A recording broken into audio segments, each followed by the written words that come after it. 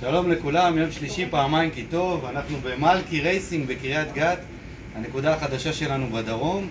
אתם מוזמנים לבוא ולהתרשם מספר יפות כרית אוויר ישראלי, מוצר מציל חיים לרוכבי אופנועים וקטנועים, גם לשטח, גם לכביש, גם אדוונצ'ר, לכל הסוגים חבר'ה. היפות שלנו יפות מכני, עובד על שיטה של הפעלה מכנית. יש פה מכל CO2, מחכה לפקודה.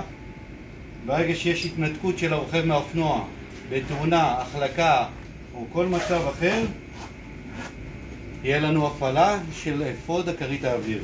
אנחנו נעשה עכשיו הפעלת ניסיון. לפני כן אני רק מסביר נקודה, מה קורה אם ירדנו מהאופנוע ולא התנתקנו. שואלים הרוכבים מה קרה אם עצרתי עם האופנוע ורציתי לרדת, לא התנתקתי. אז יש לנו קטע אלסטי ברצועה, שבעצם מאפשר לנו הרוכבים להרגיש שאנחנו רתומים עדיין ולהתנתק ולא תהיה הפעלה. בכל ירידה כזאת רגילה לא תהיה הפעלה. עצרנו, התנתקנו, הכל טוב. עלינו, התחברנו, זו השיטה. במקרה של תאונה והפעלה של תאונה, זה מה שקורה. מרגיש את העוצמה? טוב, בבקשה. שימו לב לצוואר, שימו לב להגנת הצוואר הייחודית. לא יכול להיכנס פה גוף זר בין